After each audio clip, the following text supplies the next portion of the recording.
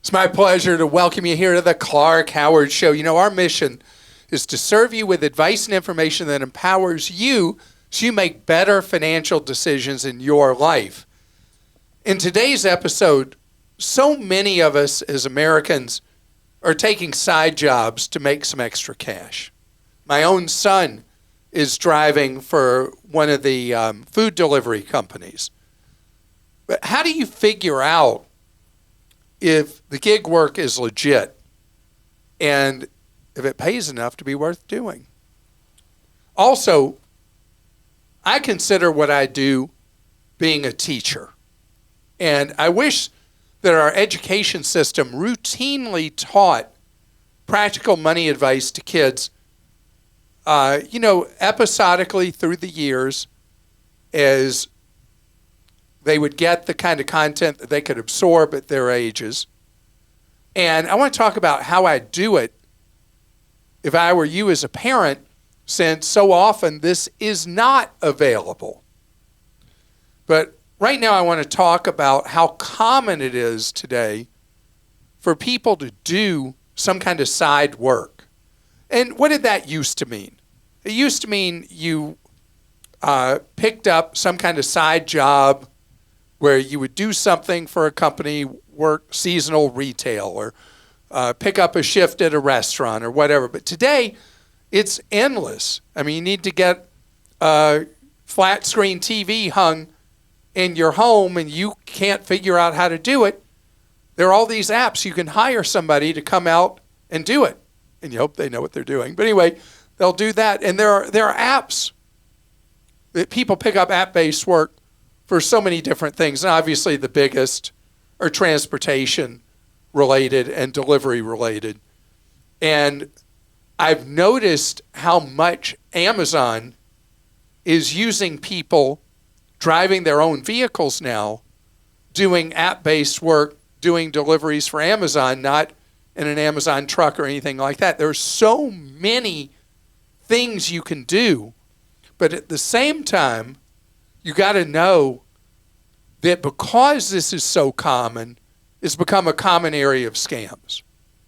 And you've got to be so aware about crooked, supposed apps that promise you you're going to make all this money, and they then are trying to steal either personal information from you to steal your identity, or amazingly often with these apps, that they need some kind of fee from you for a background check or whatever it is, and then they go radio silent on you.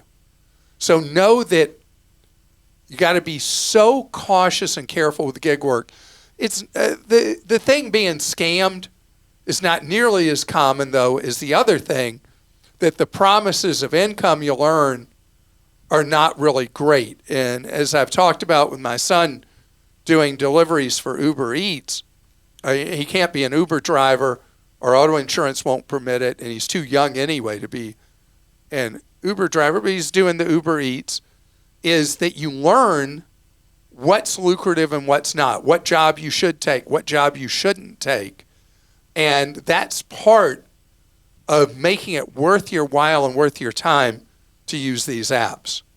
If you've got some kind of side gig, though, that's not app-based, and you've been getting paid through, let's say, Cash App or Venmo or PayPal or whatever, and last year there was this huge scare about everybody getting these 1099s for any amount of money you receive on any of these apps. It was anybody with $600 was going to get them. You could even be getting $600 from a family member or friend, then it's going to generate a 1099. So that lunacy didn't happen, and it was suspended for a year. And this year, as you're getting 1099s from last year, they'll only go to people who earned more than $5,000, or received, I should say, more than $5,000 on the apps. And when you're doing your tax return, let's say you weren't doing any kind of work with them, you still have to report it and then back it out. Back it out is a process where you report that, yeah, I got $5,500, but it was money from my dad or whatever it was that was not earnings from a job. So you report it and then back it out of your income, because if you don't report it, the IRS is going to send you a bill for tax for that. But you can avoid that simply by, even though you don't just throw it away, you report it, and then it's a fairly simple procedure using tax software to then back out that income. And so you've told the IRS, yeah, I got this. You attach the 1099, but you don't pay tax on it. If you did make the money from doing something, though, and in past years you just kind of pocketed the money, that's not going to work this year if you earned $5,000 or more from some kind of side thing. Okay, we'll go to questions. Lynn in Oregon says this: I'm trying to move my very elderly parents from another state to a graduated care facility with assisted living, memory care, etc., near me. However, they both have an array of health problems and many specialist physicians they have seen for years.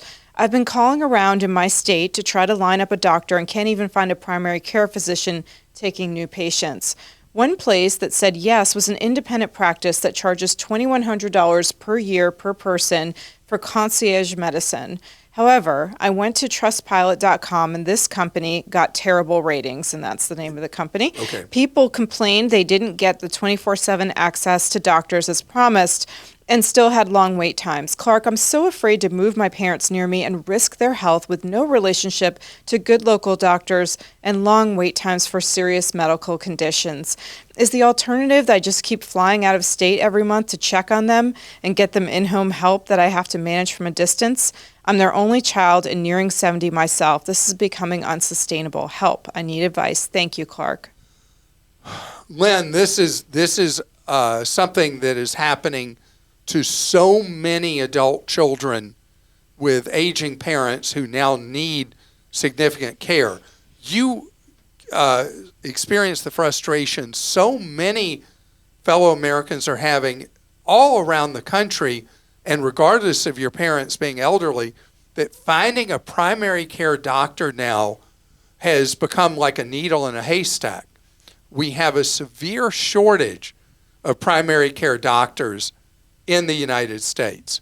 And so a lot of people who are Medicare eligible, like your parents, are ending up finding that the only people who really want them now are concierge practices that you pay an annual fee, usually $1,500 to, believe it or not, as much as $5,000 a year to have access to a doctor. But what's happened is a lot of these services have overpromised. Like you saw when you read reviews of the concierge practice, you were looking at the promises of same-day appointments and access 24 hours a day and all that. That was a bunch of marketing hooey, and it's not really happening.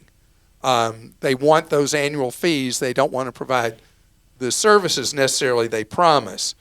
I have been in One Medical for a while, which is kind of not really concierge practice, but it's a practice available from Amazon. In fact, they now call it Amazon One Medical. And you're in Oregon. They're in Portland. They're nowhere else in Oregon, so I don't know what part of the state you're in. And you used to be in concierge medicine. I used to be in concierge medicine because of my heart problems and cancer, and I left concierge medicine because I was finding what you were reading on reviews, that I was not getting access. And so why was I paying money? So now I pay minimal money each year, $100-something. I think it's $199, I think, for the One Medical. And I've been very, very happy with how that's working. And for me traveling, I've been to One Medical offices around the country when I've been under the weather somewhere else in America. It's not perfect either. Medicine is not perfect. But One Medical has, in a lot of cities, they have an office of geriatric specialists that attend to people that are Medicare eligible. And if you are in Portland, you could check that out. But the other possibility that I've read about is finding a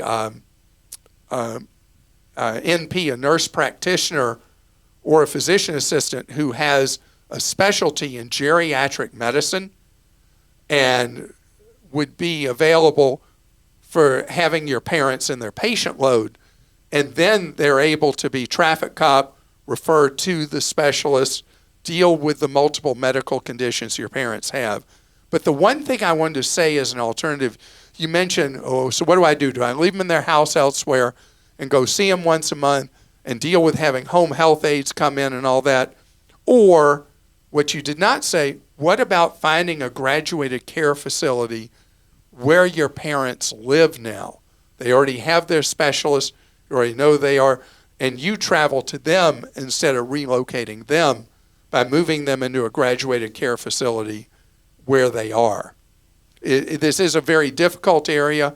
My suggestion on top of this, hire a geriatric care manager. That's what they're called technically, right? Mm-hmm. Geriatric care manager, to assist with helping you with coming up with what is the best care plan for your parents and what's the best placement for them. Cathy in Washington says, my husband and I have a 2011 Toyota RAV4. It has nearly 150,000 miles on it. It has been in 3 accidents. Oh. A deer ran into the passenger side, a pickup slid into the passenger side, and it just got rear-ended. It is now in the repair shop. While at the repair shop, my husband asked about repainting the hood as the paint has issues. It looks like someone threw acid on the hood. What? This is the only place the paint has done this kind of decaying. The auto body shop said it would cost between $800 and $1,200 to repaint. The radio also has issues. We've replaced it 3 times. It works, but the display is inconsistent. Sometimes one can see the info, and other times it has a display of some weird characters. It would be nearly $1,000 to replace the battery, a lot in labor. We'd like to sell the car in the next year or so. I say we leave the car as is, be honest about the radio, the paint is obvious. My husband disagrees and thinks we should pay to get the car more perfect. Your thoughts? Clark is my husband's go-to for everything, and we never do anything without Clark's podcast approval. Well, Cathy, thank you very much for that. And sorry about that. And I'm thinking about, man, I'm talking to people about Toyotas, and a 2011 Toyota with 150,000 miles. It's just a baby. It's a baby. It hadn't even made it into junior high yet because they are so crazy reliable over the long haul. But you've had really bad luck here. 3 wrecks.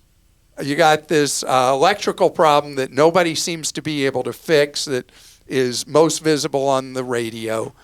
You got this hood that's all discolored. It's got all these miles. It's 14 model years old at this point. I think you have the body shop finish the work, and when the time comes that you want to sell it, you sell it. If you got a paint job on a vehicle that's almost 15 model years old, I would go to one of the chains that does the no-frills paint jobs and paint it there for a lot less money than a really highly skilled body shop would do. It wouldn't be worth the money to spend more than $1,000 to paint the hood of that vehicle. Also, I know there was a paint recall on Toyota RAV4s at one point. I don't know if you can still do it, but definitely look up to see if you're part of that recall. Good job. Yeah, and you go to NHTSA.gov for that, right? NHTSA.gov. And you'll see if there is a paint recall and how long it would last and all the rest. But I lean towards you in this case, even with it being a Toyota. That RAV4 has had a rough life, and I think it is time to move on. And I don't know that you necessarily fix those items, but if you did, I would do one of the cheap aftermarket paint jobs on it if you wanted it to be more presentable for sale. The radio thing, I'm stumped on that. I wonder if you, instead of putting in a replacement Toyota radio, you went and had a independent, a third-party radio put in it that had the ability to stream or whatever that would make it up-to-date music-wise and make it more appealing for a buyer. You'd enjoy it for another year or whenever you're going to sell it, and then you dump the vehicle. Lexi in Florida says, I went to the bank today to withdraw cash. I used the ATM at the drive-thru. To access my account, I tapped my digital debit card from my Apple Wallet onto the NFC reader, entered my PIN, and the amount that I wanted to withdraw. I retrieved my cash, counted it, and drove away. After I drove away, I realized that I never unlocked my debit card before getting the cash. I was under the impression that locking your debit card will reject any attempt to make a transaction at any ATM or at an in-store or in-person online. I logged into my account to double check, and my debit card was indeed locked the entire time. How was I able to get cash out? No way. Is this something I should be concerned about? Yes. Yes. So just because you used your Apple Wallet to get money, at most financial institutions, if you have card lock in effect on your debit card, it will not work at the ATM, should not work at the ATM. I see you're with Bank of America. You know, I know with Bank of America, they're a little squirrely about the protections with a lock, but my understanding of it is just because you used Apple Pay or somebody else used Google Wallet, it should not have allowed that withdrawal with the lock. I think you need to talk to Bank of America Customer No Service and find out. Now, there is another thing that some financial institutions and banks, credit unions offer. It's where you have it set for $0 for what's called point of sale. That would be using it as a card anywhere other than at an ATM. And I guess that's a slight possibility, but I think there's just some problem that happened at Bank of America, and you need to see if you can get to the bottom of it there, because it's something I've not talked about except when people ask me questions, is I call the debit card, the Visa MasterCard debit card, piece of trash, fake Visa, fake MasterCard, because of the lack of consumer protections. So if you're only going to use it very rarely and your financial institution offers you the ability to lock the card, so even if it's stolen, a criminal can't use it, take advantage of that. It's to your best protection. Coming up ahead, something that would really help a lot of people is if we offered sustained personal finance education as our kids go through the educational system at all different ages. But it's kind of hit or miss on that. So what can you or I do? I'm really excited that it's become more and more the thing that in order to graduate from college, a lot of colleges require that you go through personal finance education, that it's an age where people are already having misadventures with credit cards. They're trying to understand how loans work. You can teach about retirement accounts. I mean, for people of the 18 to 24-year-old group who go to college, this being part of the game is great. But then we've got such a large percent of Americans who don't go to college, who go to technical school or do who knows what, and they don't have the access to this. And it's pretty rare in high school that personal finance education is taught. And it's one of the most valuable things for life you could have. I remember years ago there was an expert I used to have on TV who was a brilliant financier. And then before we were shooting or after, he'd ask me personal finance questions that showed he knew nothing. He knew the big picture and big money and all that, but knew nothing about everyday finance. And he was a PhD, but never learned anything about the everyday kind of money stuff we talk about, which is so well taught in the school system. I mean, I started teaching my kids basics about money when they were in elementary school. My kids all knew what unit pricing was by the third grade because they were getting enough math that I could teach unit pricing. There's so much age-appropriate stuff that can be taught, the most elementary things in elementary school, more in middle school, and then absolutely in high school. But that's been my wish for forever. And it's just hit or miss. So that brings you to the table. You as a parent, you're the one who's got to take the time to teach your children age appropriate about money. Let's face facts. A lot of parents aren't comfortable doing it because they're not that comfortable with how they've been handling money. Use that as part of the teaching. Say, I wish I knew at your age what I want you to know now so you don't make mistakes like I made. And mistakes you're willing to share with a kid age appropriate are valuable because your parents look up to you, except that teenage year where they got the eye roll.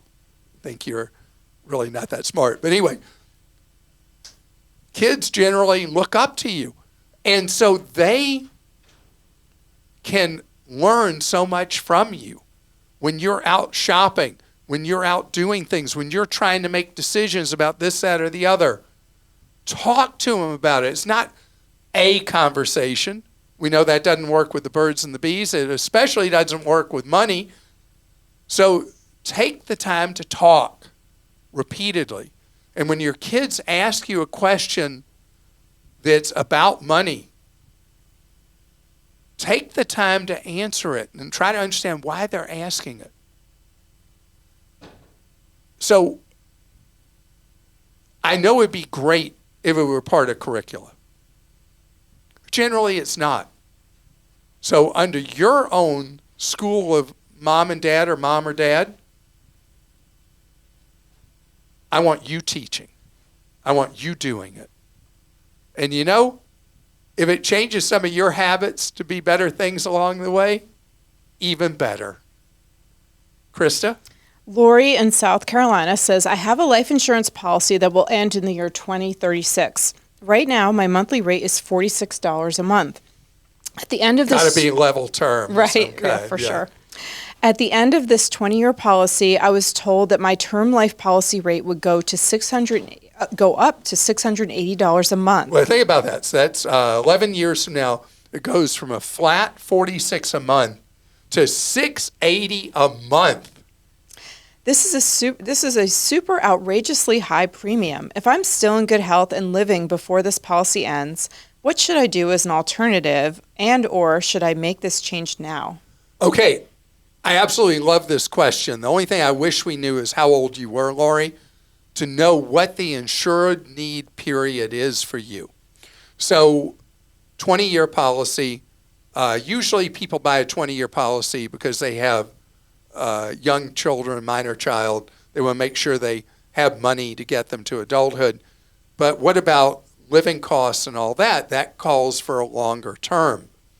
If you're extremely healthy still, you may want to today buy a new 20, 25, or 30-year policy. What's the period of time, Laurie, you're trying to insure with that level term insurance that will cover you for the lion's share of your working lifetime?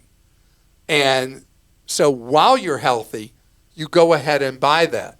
You could at that point, it's going to have a higher premium because you're 9 years into it. You've got more mortality risk for the insurer, but it will take away this fear of this cliff 11 years from now as long as you're healthy, because then you may not even be healthy enough to qualify for a good level term insurance policy. So this would be the time to go ahead and replace it or add to what you have with a new level term. Paris in Florida says, I've recently become a follower of your podcast and love the information you provide. Talk about super helpful. I was hoping you could help me. I'm 31 years old and have no credit cards at the moment. I'm only an authorized user on my mom's Chase Bank credit card. I have a credit score that is in the lower 700s and was interested in possibly getting a credit card of my own. Discover has an amazing promotion on their new card called the Discover It Cashback Card. My question to your show is, do you think it's wise for me to get a credit card of my own, especially because this particular card is offering a 0% intro APR and pretty awesome benefits? And if not, what should I be more focused on financially, as I have debt that is under $4,000 in collections at the moment? Thank you, and God bless you. Thank you very much, and thank you for your compliments about our show. So I don't know how recently you looked at your credit score. Once a collection item posts to your credit report, it will not, you'll go into a penalty box. Your score is going to go down a fair amount. You're not going to be able to qualify for new credit. If it's a medical debt collection and it's less than a year old, it's not posting on your credit report yet. And I'm not trying to get you to be irresponsible, but go ahead and apply for a card now. The Discover It cashback card is a very good card. The Knock on Discover is not accepted everywhere, but as they're running these ads full tilt during the TV season, they were running them. That Discover's accepted 99% of places, whatever. TV season to you meaning football. Football. That's the only TV season there is football season now coming to it's over. It's over. There's spring football. Okay. Anyway, I got distracted. Sorry. Anyway. TV season. TV season. I really said that instead of prior calls. That is my TV season. It goes dark for 6 months. Anyway. Sorry, Paris. So if it is a medical debt, you got to pay that thing. And it will, with that amount of debt, it will really, really harm you over time. I'm assuming that's what it is. If it's not medical debt, I don't know why it hadn't already devastated your score. I want you to go to creditkarma.com, set up a Credit Karma dashboard, see what's on your credit reports. You'll be able to see those, see what your scores are. If you're okay to go ahead and apply, go ahead right now, get the card. Use it sparingly. Your real effort needs to be paying off this $4,000 because it will hang over you. Anonymous in Texas says, I know annuity is a cuss word on your show, but you've said in the past that you will occasionally make exceptions for immediate payout annuities and longevity annuities. When do you recommend that someone even consider these? I'm fortunate to be a very high income earner, and I currently max out my backdoor Roth IRA, 401k, HSA, and ESPP. Wow! I'm wondering if using extra cash and savings from the proceeds of my ESPP or my equity compensation would be better served in a taxable brokerage account and buying an S&P 500 fund, one of the annuity options mentioned previously, or something else entirely. I am 27, have no debt, and have about $350K in my various tax-advantaged accounts. I know, don't pass out. Don't pass out. Thanks for everything you do. Listening to you at my desk during my first internship was the reason I've become such an aggressive saver, and I credit my current financial stability to your guidance on dollar cost averaging and sticking through market rough patches without panic selling. Okay, first of all, oh my goodness, Anonymous, 27, having saved already more than $250,000, you're doing, all the alphabet soup. The ESPP, for people who aren't familiar, it's an employee stock purchase plan that's available where Anonymous works. Annuities have no role in your life, and the immediate payout or longevity annuities, those are not till you're retired. It's like creating your own pension for yourself. So keep doing what you're doing. As to whether you should be doing the employee stock purchase plan or you're better off doing a investable brokerage account going into index funds, the thing with the employee stock purchase plan is everything rides on the company and how well they do. And so it takes away diversification, but you're already doing all the other things, fully funding a 401k, doing a backdoor Roth IRA. That means you make a lot of money, not eligible to do a regular IRA. You're doing an HSA. You got great diversification. Just keep doing what you're doing, and I'm very impressed. Congratulations. And this concludes today's podcast. I hope that you've learned something today that's useful to you that you can put to work in your life. You think of some of the complexity of the questions I was asked, there is no one right answer. And there are people who say, I do exactly what you say. Please take what I say as an opinion. And there are times that what I give is straight out fact. There are other times that they are questions with nuance, with answers that have nuance as well. So take it as one piece of learning that you can put to work in your life along with on really complicated situations with other additional research you do. Because I want you empowered with knowledge so that you take charge, take control, so that you can save more and spend less and avoid getting ripped off. And I'll see you on Valentine's Day. Hope that you have a great rest of today.